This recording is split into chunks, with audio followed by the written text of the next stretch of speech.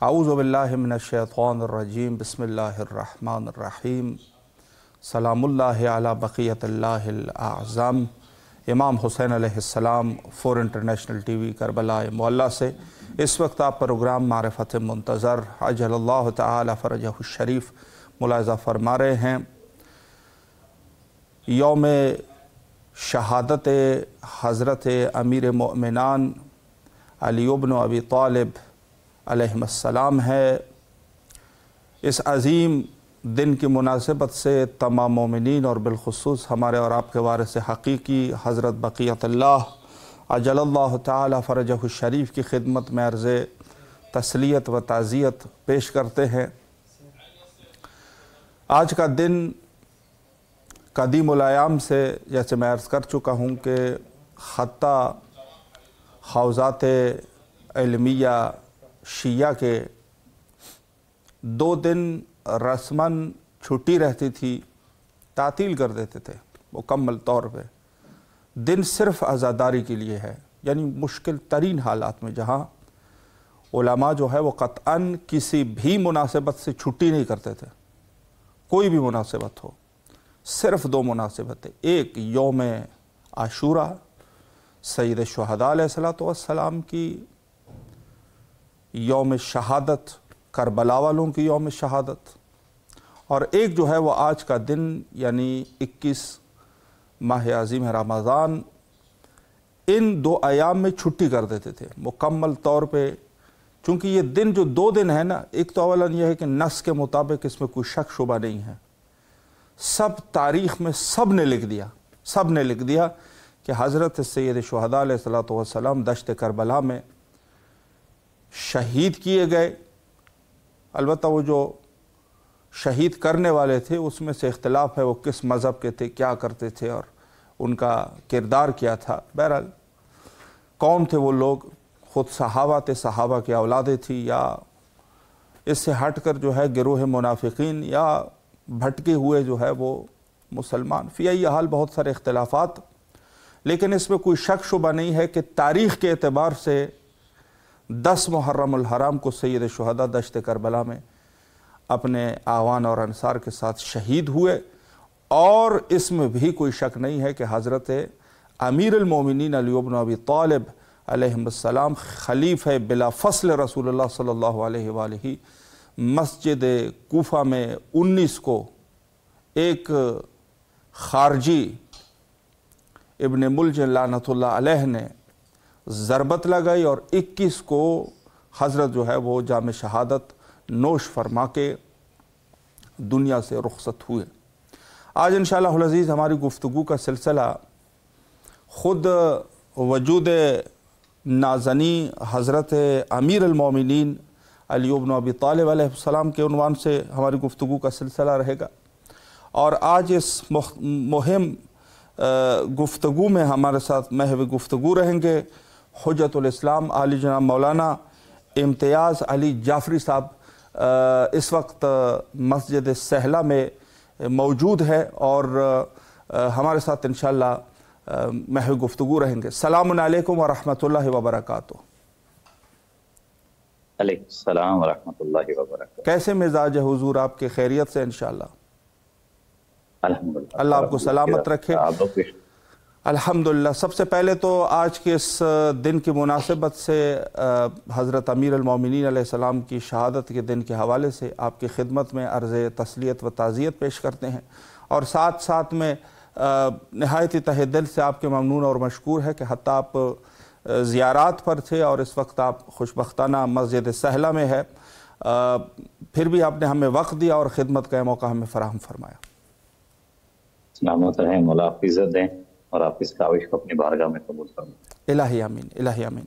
आज की गुफ्तगू जो है वो हज़रत अमीरुल मोमिनीन अलैहिस्सलातु वस्सलाम के उन्वान से है। तो पहला जो उम्मत मुस्लिमा में इख्तिलाफ है ख़ुद खिलाफत के उन्वान से, और हमारे मज़हब शिया का यकीनन नस जली के मुताबिक यही अक़ीदा है कि हज़रत खलीफ़ा बिला फ़स्ल रसूलुल्लाह सल्लल्लाहु अलैहि वआलिहि है।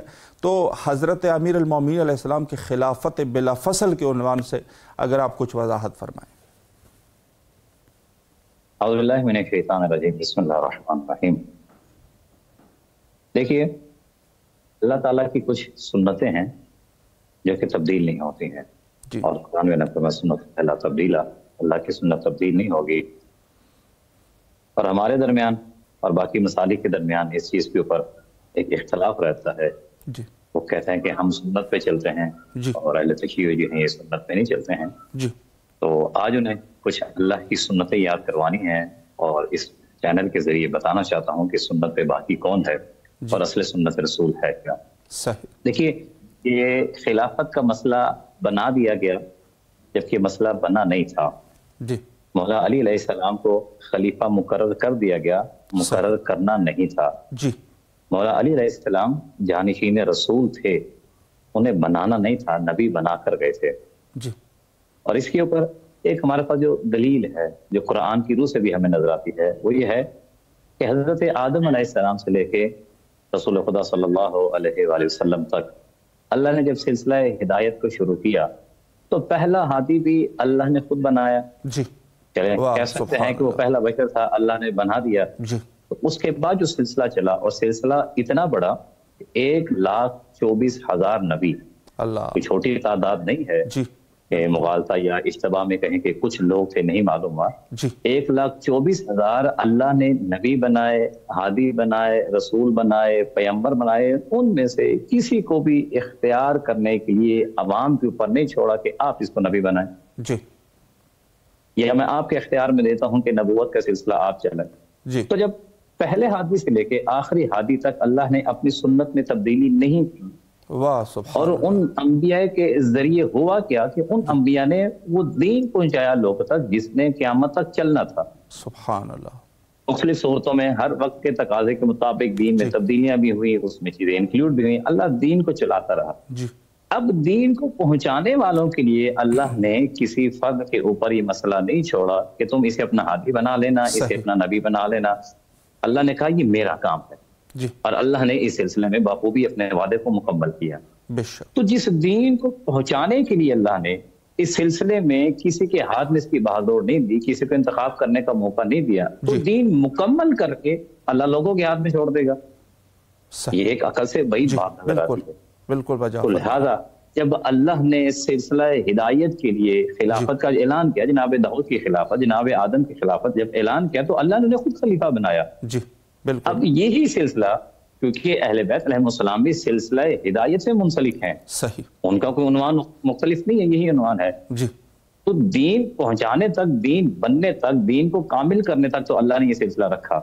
اب اس کے بعد جو ہے اللہ کہے گا اب میں نے جو اتنی محنت کی تھی، اتنے میرے نبی نے تکلیفیں اٹھائی، ان کے کٹے، ان کے ٹکڑے ہوئے، زخم برداشت، یہ سب کچھ کرنے کے بعد اب دین مکمل ہو گیا ہے. اب اس کے لیے لوگوں کو جیسے دل چاہے اس کا اپنا ہادی مقرر کرے.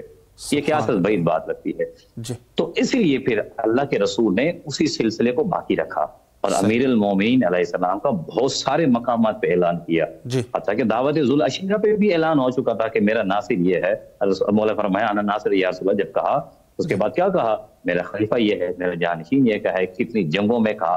پھر آخری مقام پہ آ کے جب ہاتھ بلند کر کے کہہ دیا کہ میرے بعد تمہارا جس طرح سے میں مولا ہوں اسی طرح سے یہ علی مولا ہے. سبحان اللہ. تو اب جو لوگ معنی میں تبدیلی کر کے اپنے کچھ ان لوگوں کو جنہوں نے انہیں خود اختیار کیا اس منزل میں لانا چاہتے ہیں تو یہ ایسا ممکن نہیں ہے. ایک سمجھدار انسان جب سمجھتا ہے کہ سارا سلسلہ چلتا آ رہا ہے تو آخر میں بھی اسے چلنا چاہیے. نمبر ایک بات یہ اللہ نے امت کے ہاتھوں میں نہیں دیا. اب جنہوں نے اختلاف پیدا کیا اس میں، جب ان سے سوال کیا جائے، اور آج کل یہ جو دین چل رہے ہیں بالخصوص مولا کائنات کی نسبت سے مختلف چینلز پہ ٹرانسمیشن چل رہی ہیں جیسے آپ کی چل رہی ہے، تو اس پہ جب یہ ایک سوال کیا جاتا ہے نا، بنیادی سوال، وہ کہتے ہیں آپ اہل بیت اور صحابہ کو کیا سمجھتے ہیں؟ تو بہت سارے پہلے یہ کہتے ہیں کہ اہل بیت کا مقام اور ہے، صحابہ کا مقام اور ہے. بالکل. اچھا، تو جب بات کی جاتی ہے خلافت میں تو پھر یہاں پہ آ کے انہوں نے نیا طریقہ شروع کیا جو پہلے ہمیں نظر نہیں آتا تھا. وہ کہتے ہیں کہ یہ ایک خلافت سیاسی مسئلہ ہے، یہ دینی مسئلہ نہیں ہے. ایک نئی شیخ انہوں نے ایجاد کر دی کہ یہ سیاسی معاملات اور ہوتے ہیں، دینی معاملات اور ہوتے ہیں. اور جو امام جنہیں ہم 12 امام کہتے ہیں یہ سیاسی امام ہیں، اور جنہیں وہ خلیفہ مانتے ہیں وہ دینی امام ہے. اچھا، یہ بات جب کر دیتے ہیں تو پھر جب سوال پلٹ ان سے کیا جاتا ہے تو کیا مولا کائنات کی زندگی میں آپ کو سیاست نظر نہیں آتی ہے؟ کہ علی سیاست سے دور تھے؟ مولا کائنات کی زندگی میں آپ کو دینداری نظر نہیں آتی ہے تو پھر کہتے ہیں ان سے بہتر کوئی نہیں، ان سے افضل کوئی نہیں، ان سے شجاع کوئی نہیں، ان سے زیادہ متقی کوئی نہیں. ساری تعریفیں کر دیتے ہیں، جب کہتے ہیں اب خلافت کا حق کسے بنتا ہے پھر پلٹ کے اسی طرف آ جاتے ہیں. یعنی ان کے پاس کوئی منطقی، کوئی عقلی، کوئی نص موجود نہیں ہے جس کی بنیاد پہ وہ اپنے کسی کو بھی خلیفہ بتا سکے. تو لہذا مختلف انداز میں تعویلیں پیش کر رہے ہیں جس کا نہ سر نظر آتا ہے نہ پاؤں نظر آتا ہے. پھر جب بات کی جاتی ہے، جب فضیلت کی بات آتی ہے، کہتے ہیں اہل بیت سے بڑھ کر افضل کوئی نہیں. کہتے ہیں پھر افضل مفضول کی بیعت کرے گا، پھر وہاں خاموش ہو جاتے ہیں. تو لہذا نص ان کے پاس نہیں ہے. اور ہماری دلیل سب سے بڑی یہ ہے کہ اللہ نے ہدایت کے سلسلے کو عوام کے ہاتھ میں نہیں دیا ہے. اللہ نے الیکشن کے ذریعے امام اور نبیوں کا انتخاب نہیں کیا ہے، بلکہ اللہ نے منصوص ان کو کیا ہے. یہ منصوص من اللہ ہے اور مولا کائنات اسی نسبت سے پہلے امام ہیں اور خلیفہ رسول بھی ہیں. بے شک بے شک. بہت خوبصورت طریقے سے آپ نے وضاحت فرمائی. ایک سوال جو بڑا مہم ہے اور آج کے دن پہ میں سمجھتا ہوں کہ بہت ضروری ہے کہ خود آج کے اس دور میں بھی حکومت ہے، اور یقیناً جس حکومت حضرت امام زمانہ اجل اللہ تعالی فرجہ شریف کے لیے ہم منتظر ہے، اور اس حوالے سے چونکہ حکومت ایک بہت ہی مہم مسئلہ ہے، تو جو حضرت امیر المومنین علیہ السلام کی کوفہ میں حکومت قائم ہوئی تھی، اور آپ خوشبختانہ وہاں پر موجود بھی ہے اس ٹائم، یہ حکومت جو ہے وہ کس طریقے کی حکومت تھی، اس پر بھی اگر ایک وضاحت ہو جائے.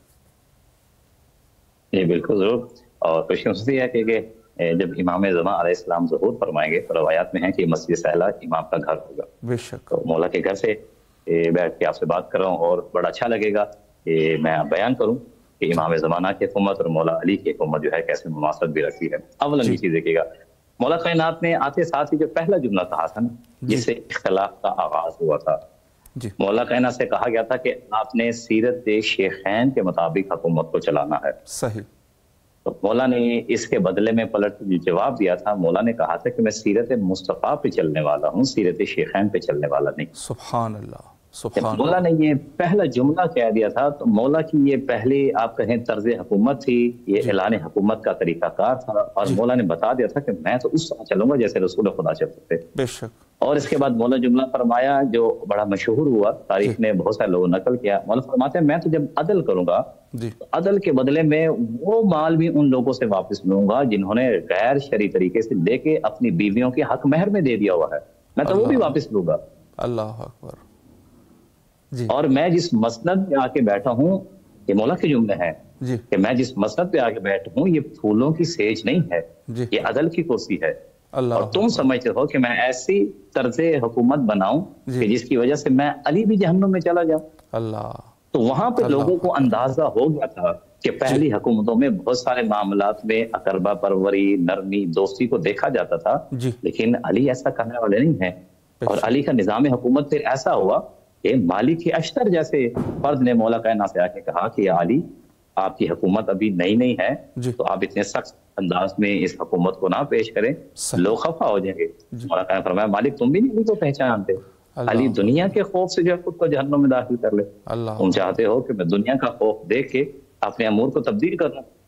تو جب لوگوں نے یہ دیکھا کہ مولا کائنات کا تو مشن یہ ہے کہ عدل کے ساتھ چل رہا ہے اور سیرت رسول خدا کو اپنانا ہے، تو انہوں نے اندازہ لگا لیا کہ ہمیں پہلے والے حصے ملنے والے نہیں ہیں. اللہ. اور مولا کے سامنے ایک یہ بھی چیز رکھی گئی تھی کہ پیچھے جو ہو چکا آپ پیچھے کسی کا احتساب نہیں کریں گے. آپ آج کے دن سے حکومت لے رہے ہیں، اسے آج سے ہی بڑھائیں گے، پیچھے کسی کی جانب نہیں بڑھائیں گے. مولا نے کہا میں پچھلا بھی احتساب کروں گا. اب یہاں پہ پھر لوگوں کو اندازہ ہو گیا ایک تو علی کچھ اور دینے والے نہیں ہیں بغیر عدل کے، اور جو پیچھے کسی نے کوئی ایسے امور مرتب کیے ہوئے ہیں کہ جس میں کہیں اگر میں کہوں کہ کرپشن نظر آتی ہے تو انہوں نے کہا ہمارے تو مولا علی ٹانگ دیں گے. تو لہٰذا پھر انہوں نے اب یہ فیصلہ کیا کہ اب علی کے ساتھ مفاہمت نہیں، علی کی مخالفت کی جائے گی. اور مولا کائنات کے پاس پھر پیغام بھیجے جانے لگے کہ شام میں ایک لشکر تیار ہو رہا ہے جو بہت بڑا ہے، ہم اس میں شامل ہو جائیں گے. یعنی مختلف انداز میں مولا کو پیغامات بھیجوائے جانے لگے. اور انہی پیغامات کا نتیجہ تھا کہ پھر ایسا ایسا لوگ اس علی کے خلاف کھڑے ہو گئے جس کے بارے میں نبی فرماتے تھے کہ حق علی کے ساتھ ہے اور علی حق کے ساتھ. اللہ تو حق کو ادھر موڑتے جدھر علی ہو. اب اسی حق کے مقابلے میں کھڑے ہوئے. اس وجہ سے عدالت علی اور تاریخ نے لکھا کہ مولا کائنات کی جو وجہ شہادت بھی بنی ہے وہ شدت عدل بنا ہے. سبحان اللہ. اللہ یہ وجہ تھی کہ جس کی وجہ سے لوگ مولا کائنات کے خلاف بھی ہوئے. باقیوں کے خلاف جنگیں کیوں نہیں ہوئی؟ ان کے خلاف ہے تو ویسے ہی خلیفہ. اور جب بھی انہوں نے ایک معیار قائم کیا کہ جو بھی خلیفہ کے مقابلے میں کھڑا ہوگا اس کو انہوں نے کافر بھی کہا، وہ جو بھی کہتے رہے. لیکن جب مولا کائنات آتے ہیں تو اسی خلیفہ کے مقابلے میں کوئی فرد آتا ہے تو وہاں پہ خطا اجتہادی قرار دیتے ہیں، پھر اسے ایک غلطی کا نام دے کے معاملے کو حل کرنے کی کوشش کرتے ہیں. اور جو آج تک لگے ہوئے ہیں اور ایسی حکومت کو علی کے مقابلے میں صحیح ثابت کرنے کی کوشش کرتے ہیں کہ جس میں نہ عدل نظر آتا ہے، نہ کوئی ذمہ نظر آتی ہے، بلکہ وعدہ خلافی نظر آتی ہے، وعدوں کو توڑ دینا اور اصحاب رسول کے ساتھ ظلم و ستم کرنا. لیکن یہ دو چیزیں کبھی نہیں چل سکتی. آج جدید دور ہے، بہت ساری چیزیں جیسے آپ کا چینل سے حل کر دی اور آج لوگ اس چیز پہ قائل ہونا شروع ہوتے ہیں. واقعی یہ حق اہل بیت علیہ السلام کا تھا. اور اگر میں ایک اس کی چھوٹی سی مثال پیش کروں جو میں آج کے دور میں بہت بڑی مثال سمجھتا ہوں کہ فلسطین میں مسجد اقصی کے جو پیش نماز تھے وہ انسان تھے کہ جو اہل بیت علیہ السلام کے خلاف تعصب رکھتے تھے اور بہت سارے ایسے کلمات کا استعمال کرتے تھے کہ جو تاریخ میں دشمن اہل بیت نے استعمال کیے.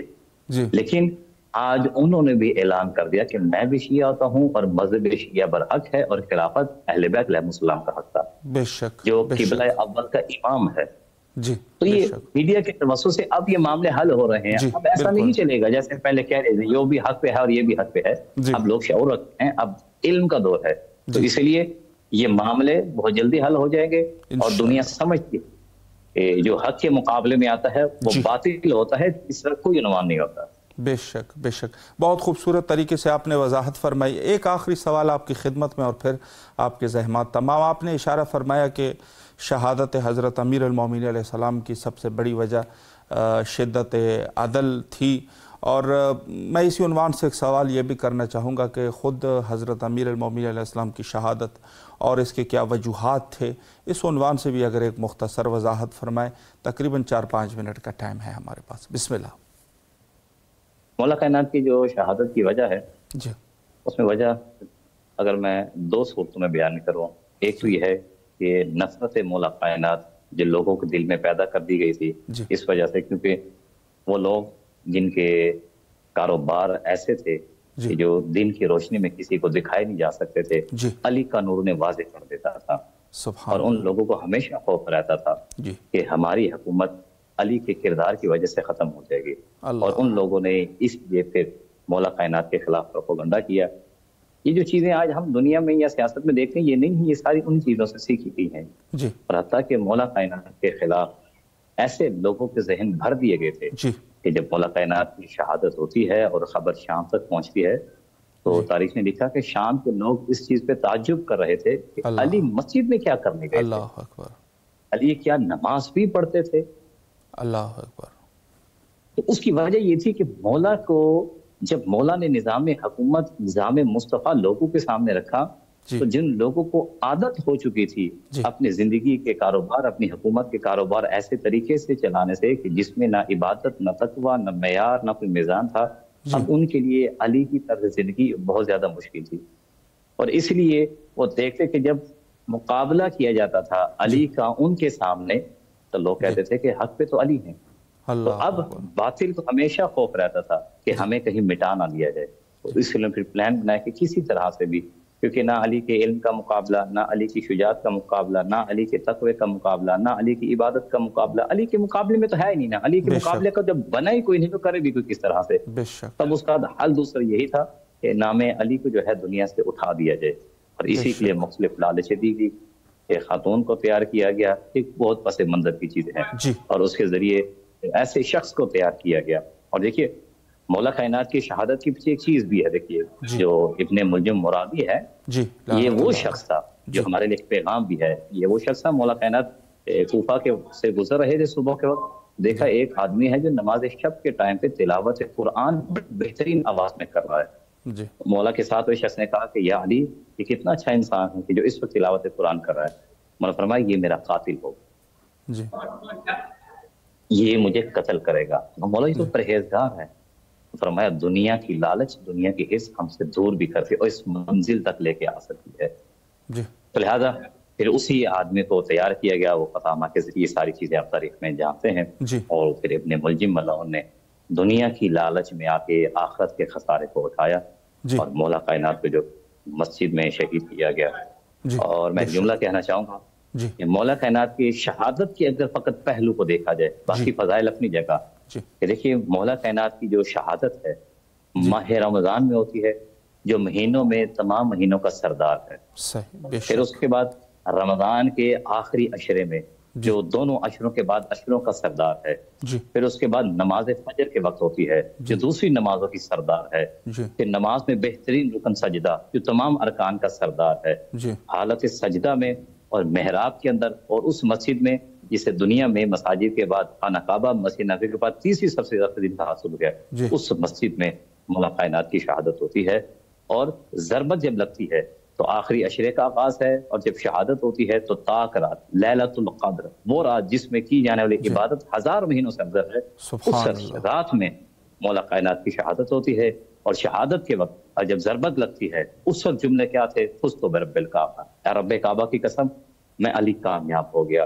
علی، اللہ نے علی کی فضیلت میں بھی، ولادت میں بھی اللہ نے فضائل کو چھپا کے رکھا، اور علی کی شہادت میں بھی اللہ نے فضائل کو معراج۔ بے شک علی کی ساری زندگی ان فضائل اور ان معراج کے درمیان میں گزری۔ بے شک بے شک۔ حضور اللہ آپ کے توفیقات خیر میں اضافہ فرمائے۔ بہت ہی خوبصورت گفتگو آپ نے فرمائے۔ آپ سے التماس سے دعا کرتے ہیں کیونکہ وقت بھی انتہا پر ہے، اور انشاءاللہ کسی اور وقت پہ بھی آپ کے حاضر خدمت رہیں گے۔ پروردگار ہماری اس محنتوں کو اپنے وقت کا قبول و منظور۔ الہی آمین، الہی آمین۔ شکریہ قبلہ۔ فی امان اللہ۔ اللہ حافظ، اللہ حافظ۔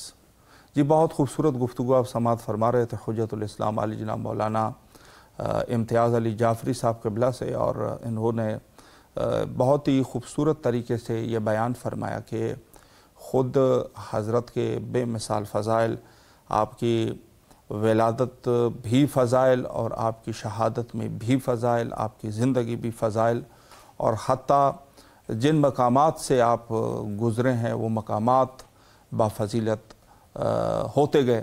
تو یہ وہ عظیم امام ہے، اور یہ کہنا ہوگا کہ حتیٰ خود رسول اللہ صلی اللہ علیہ وآلہ کے حیات طیبہ میں بھی جو کردار حضرت کا رہا، اور اس کے بعد جو ہے جب حضرت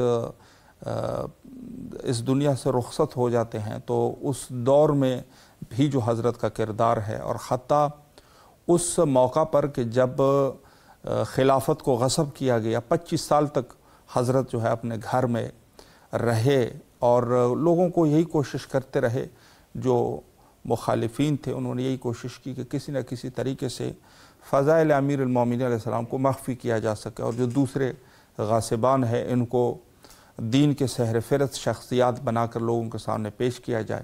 لیکن یقیناً اس میں بھی وہ ناکام رہے، چونکہ پورے دنیا نے حضرت امیر المومنین علیہ السلام کو پہچان لیا تھا۔ البتہ کہ انہوں نے کوشش بہت زیادہ کی، بہت بڑا اہتمام کیا گیا اس مسئلے کے اوپر، حدیث کو روک دیا گیا، کیا کچھ نہیں ہوا، اتنا بڑا اہتمام۔ ظاہر ہے جب 25 سال تک آپ کے پاس حکومت ہے، اور پھر جو بعد میں وہ 25 سال تھوڑی نہ حکومت، آج کے اس دور میں جو اندھیرے ہیں، اس کے بعد 25 کے بعد پھر جو بنی امیہ، بنی مروان اور بنو عباس کی حکومتیں تھی، اس میں بھی بڑی کوشش کی گئی اس مسئلے کے اوپر، بلکہ پرخرچ طریقے سے تبلیغات ہوتے رہے، لیکن آج بھی علی جو ہے وہ علی ہے، اور یقیناً علی بے مثال ہے۔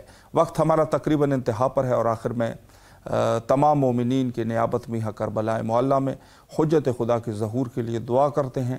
اللہم عجل لولیک الفرج۔